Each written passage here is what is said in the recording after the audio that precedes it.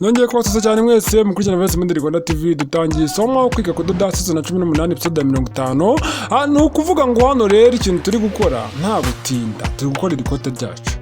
Gusa nyine niyo navuga ngo nta gutinda n'ubundi ncamake ngomba kuzigaragaza ko hari umuntu mushyashya uri gufunga no episode ari ubwa mbere.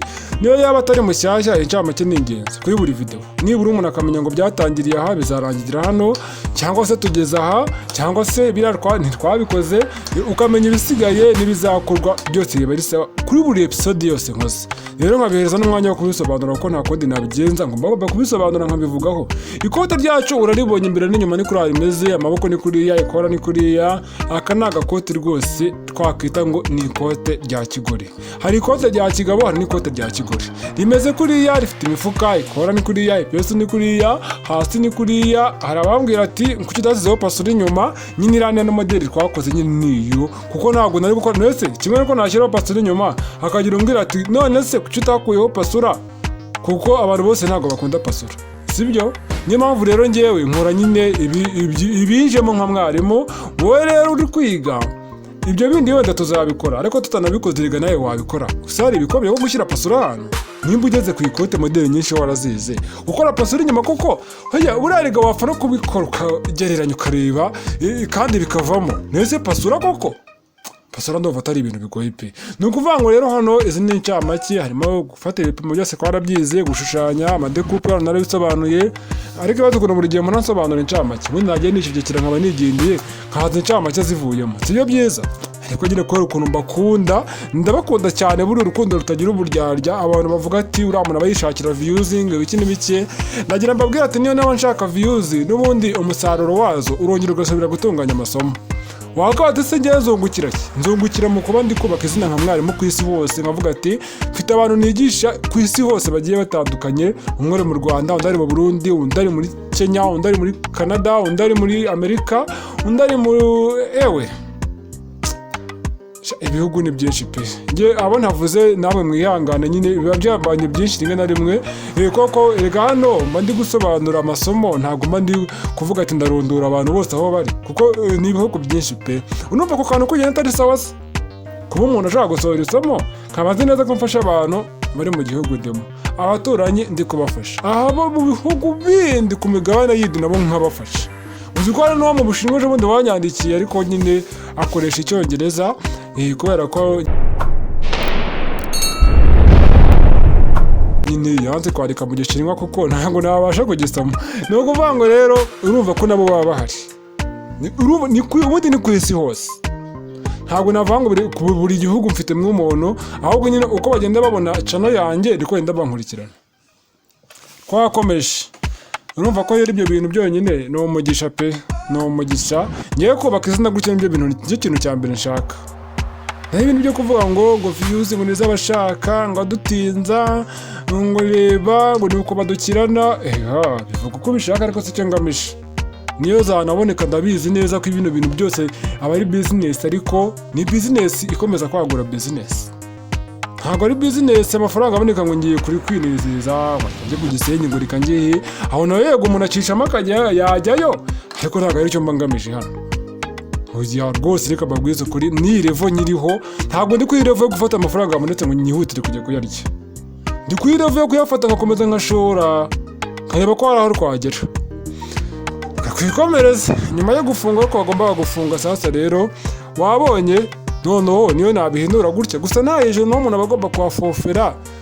Gusa nyine hano ntabwo nabikoze ibintu byo gufofera, kubera ko ku gitenge biragorana. Kubera ko igitenge rega ntabwo ubona aho ujomba urushinge.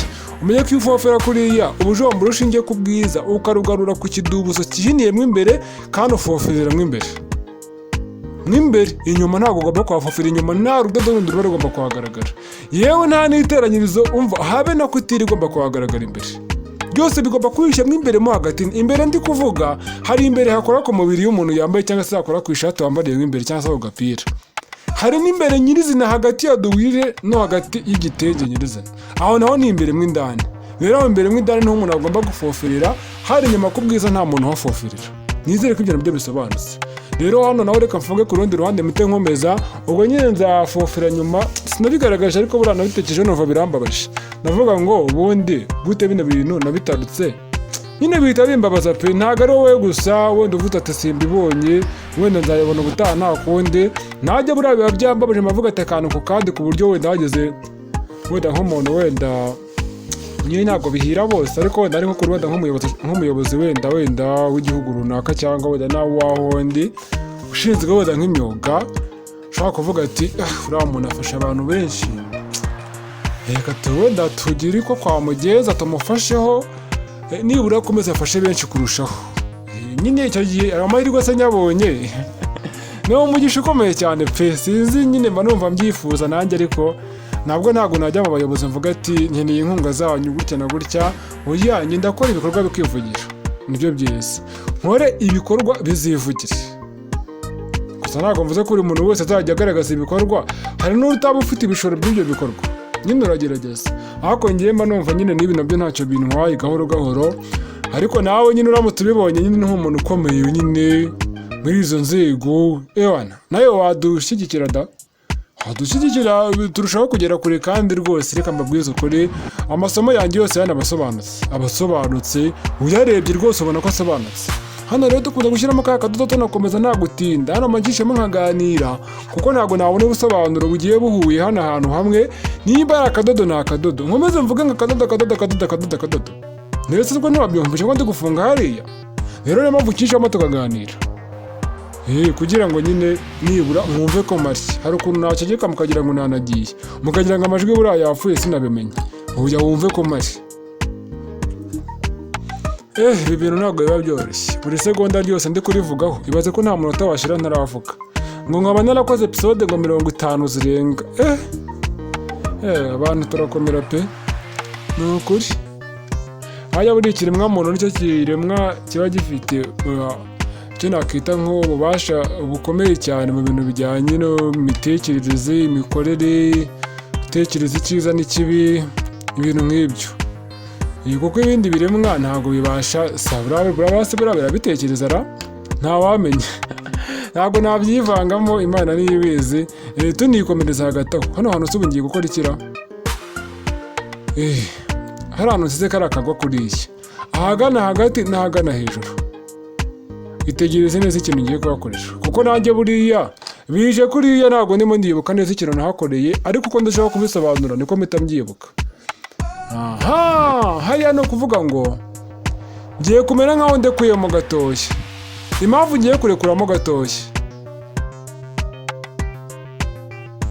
cyangwa ntabwo ari byo reka ndaje gato mbaze menye ibyo ari byo hano bajye mujya mwirinda kundakarira kano kantu mfunze hano mise nibuka kariko ni ukuvuga ngo aka kantu nkoze hano nako nzahinduriraho kugira ngo niho hantu hanyuma ndaje haranda hatobora guturuka haranse zingwa ni ukuvuga ngo ku ikote uba ugomba gusigaza inzira izatuma uhindura icyo kintu murakibuka kandi nicyo ni ukuvuga ngo rero nari nibeshye mu myihanganira mbasabye imbabazi ndabizi bajya muri komite bakambwira ngo ugerageze uvuge ibyo uzi ndabizi ntibabura ariko nyine mwihangane mbasabye imbabazi ni ukuvuga ngo rero hano nicyo kintu mba nkoze hari ahantu mbafunze ahagana hejuru no hasi kugira ngo aho hantu mfunze reba nk'ahariya harambaye nk'uturutse hejuru gato ndamanuka ngera handi hameze nk'ahari akagwa kuko aho ngarukiye hariya no hasi ahantu hari akagwa harigaragaza noneho hari hagati na hagati ndahatobora ndaza kuhatobora wabibonye nimara kuhatobora ndaza kuza reba wabibonye mpita mfata urushinge ngahita nkuramo rwa rudodo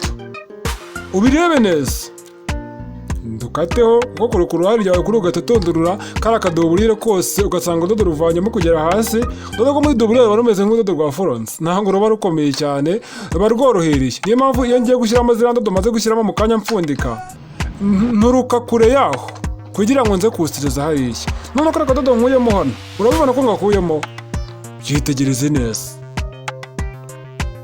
ndahatoboye impamvu matoboye ni ukugira ngo abe ariyo nzira iri buze gusigara iza kumfasha guhindura ikote muri cya gihe nzaba maze kuriteranya ahantu hose nkabura ahantu ndihindura kuko hose mba nafungiye nk'imbere nyine rihindurije niho hantu umuntu arihindurira noneho hariya turaza kuza kuhafunga nyuma si usobanukiwe sawa ubwo rero twakomeje sasa rero nimara guhindura dore ibyo nakubwiraga sasa rero nibiri ugiye kubona muburetse gato nze mbikwereke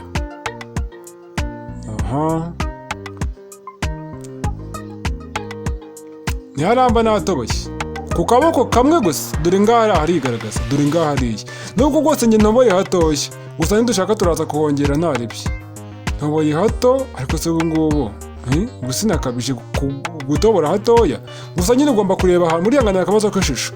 Iyi video ko mbona yaje nk'ibibazo byinshi, murihangana, ni ukuvuga ngo ari ahantu mba ntoboye niho hamfasha kuza guhindura ikote ryacu. Ikintu gisigaye kano kanya ngiye gukora, ngiye gucomeka n'amaboko yacu ku ikoti, nabyo ngiye gukora none ahangaha. Nyuma yo kuyacomeka ndaza gushyiramo icyo bita epurete mu rutugu, ijyamo wamaze kuyacomeka. Nyuma yo kuyishyiramo muhite ntera ikora, nyuma yo kuritera ntera ibipesu, nyuma yo kubitera tube turasoje. Mwumvishe ntangiye kubatangariza umusozo, gusa ntabwo namenya ngo ni episode ya kangahe. Hano ngiye gupima y'amaha, ndiye ko byapima naringanirijeho birimo. Hariya nyine umubare ugomba ubaye nk'aho wiyongereyeho, kuko hariya ku maha hari ahantu mba ninjiyemo, ngomba kubitenga kuriya aho ninjiyemo hakigaragaza ninjiyemo, nkajya nabona gupima kuriya. Wabibonye? Wa 8 wacu n'igice, 8 n'igice. Akaboko kacu bivuze ngo ngomba gukorera nibura ku 9, kugira ngo kiriya gice mbadengejemo ntiharamba ninjiyemo nyine. Ntubona ko agatamba aho ninjiyemo murahasi, twayinganije se mubireba. Ubwo umuntu biri gucanga ni umuntu utarakurikiranye akantu ko kandi, usubire inyuma, gisondenganye usubire inyuma. Wabibonye? 8 n'igice.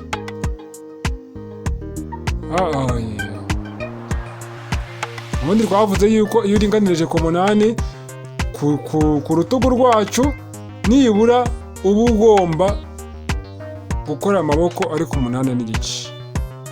Nimba uringanirije ku 9 ku maha y'ikote ryacu, nibura akaboko ugomba kugateranyiriza ku 8 n'igice, kubera ko cya gice ubusize nicyo kigendera hahandi umuntu aba yinjiyemo ku ikoti imbere, ku gace k'imbere mbega haranakubwiye ngo hajya hazamwo icyoka. Urebye neza episode season ya 19 ku bantu muri kuyireba ubu ngubu, kuko nayo iri gusohoka kuri episode ya mbere kuri la season ya 19, mwikata rya irareba turi gukora ku gipande cy'imbere, ku kaboko cyangwa se ku gipande cy'imbere hari ahantu mba ninjiramo ahagana ku rutugu nyine gatoya, aho akaboko umuntu agacomekera kugira ngo kiriya cyuka kivemo. Ku ishati ya kigabo hari ahantu ninjiramo kugira ngo icyuka cy'imbere kitazamo, narabisobanuye. Nana ku ikote na hari aho ninjiramo, ni ukuvuga ngo hari hose nibura mvuga ko harwara igice. Iyo winjiyemo kuri ahantu mubari harwara ni kiriya gice. Akaboko kacometse nsirinya hejuru mu rutugu hejuru, nkakoresha ishati ya kigabo tuya dusirinya hejuru, n'akaboko nako ushaka gusirinya hejuru ntacyo bitwaye. Ariko ubundi biriya byo hejuru nshaka kutabigenderaho, nkagendera hariya ku maha. Fronte zacu ngiye kumera nk'aho nzirekuyemo gatoya, ni ukuvuga ngo ndagenda nkabishyira ku gipimo cya nyacyo, nabona kitarimo.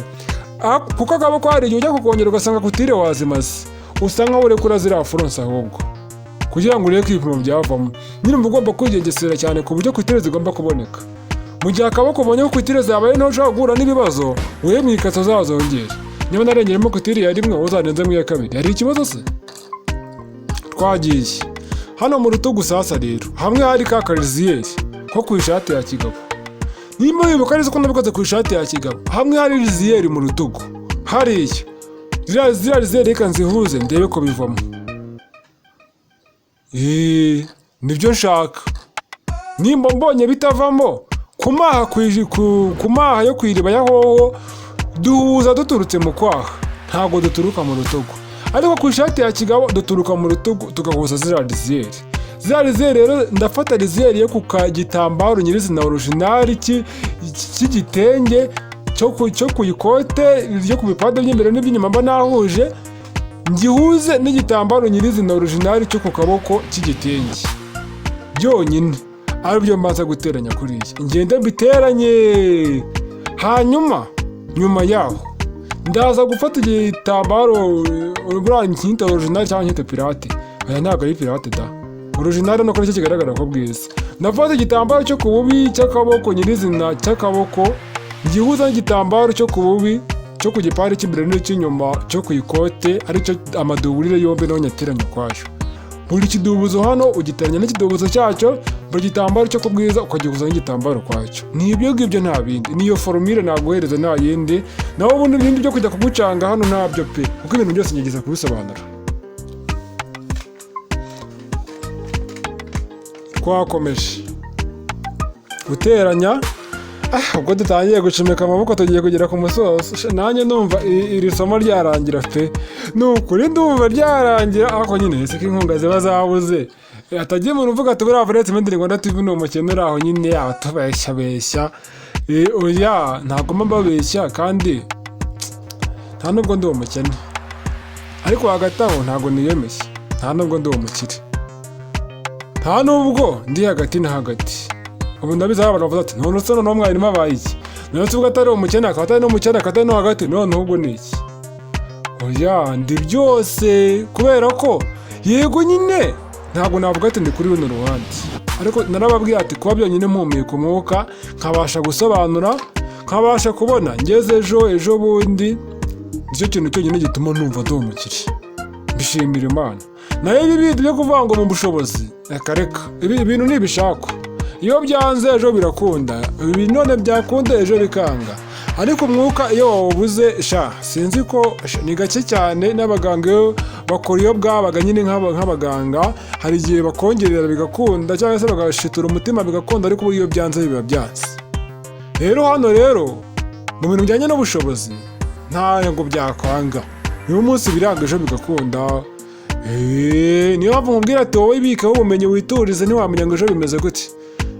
Ejo wagira gutyo ugasanga ubumenyi urabukeneye, bya bindi bavuga ngo uri gukora muri biro ngo ibiki ngo wikoreramo, bigahinduka ubumenyi bugahita bugufasha. Iga nakubwira ati reka dukomeze muri episode ya 51 mbwira ati raje vuba, kandi munyinde zo gwakoze subscribe. Ikindi kintu nakubwira, nimero y'inkunga ngiyo hasi, ukeneye kudutera inkunga nimero ngiyo, uri mu gihugu nimero idakoramo wenda bitewe n'inkunga ushaka gutera uburyo igomba kuzamo, wenda bidakunda MTN ndahari, nyandikira kuri WhatsApp turebe n'ubundi buryo. Western Union iyakora, si ibyo gusa hari n'ubundi buryo bwinshi buba bukora.